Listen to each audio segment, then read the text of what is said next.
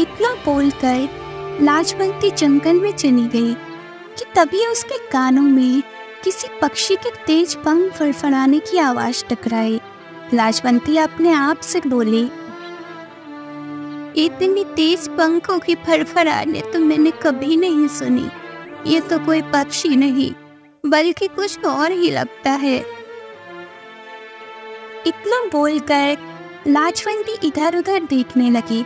तभी उसने देखा कि एक वृक्ष के नीचे एक स्त्री जिसके बड़े बड़े पंख थे घायल अवस्था में जमीन पर पड़ी हुई थी। लाजवंती तुरंत उसके पास जाकर बोली,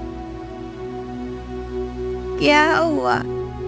तुम्हारे शरीर में इतनी चोट कैसे लगी और कौन हो तुम?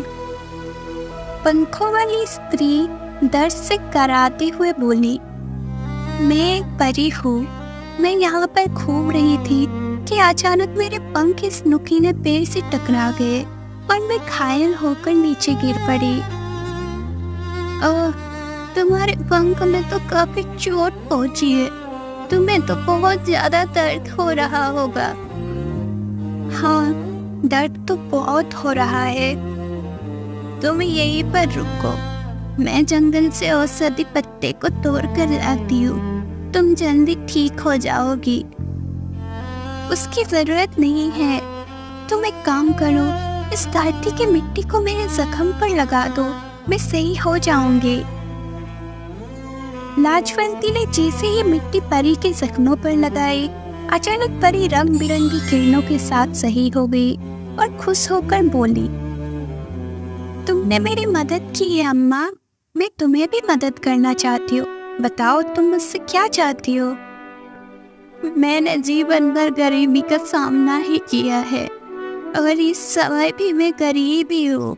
मेरे पति बीमार है, इसीलिए वो कोई काम धंधा नहीं कर सकते। मैं जंगल से लकड़ियाँ काट कर लाती हूँ और उन्हें बाजार में बेचती हूँ, लेकिन उससे इतना कमाई भी नहीं होती कि हमारा पेट भर सके। तो क्या तुम्हारी कोई संतान नहीं है? अगर संतान होती तो शायद मुझे ये समय नहीं देखना पड़ता। लाजवंती की बात सुनकर परी मुस्कुराते हुए बोली, चिंता मत करो, अब तुम्हें भी गरीबी का सामना नहीं करना पड़ेगा। इतना बोलकर परी अपने हाथ घुमाने लगी। तभी उसके हाथ में एक छोटा सा पौधा आ गया। परी वो पौधा लाजवंती को पकड़ाते हुए बोली, ये लो, इस पौधे को अपने घर के आंगन में लगा देना। अगली सुबह ये पौधा एक वृक्ष में परिवर्तित हो जाएगा और उसके बाद उस वृक्ष से रोज रात में स्वर्ण मुद्राओं की बारिश हुआ करेगी। इतना बोलकर परी वहां से गायब हो गई। लाजवंती वो पौधा लेकर अपने घर पर आ गई।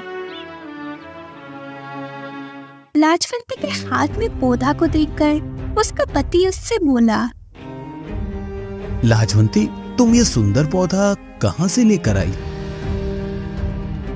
लाजवंती सारी घटना अपने पति को बताती हुई बोली,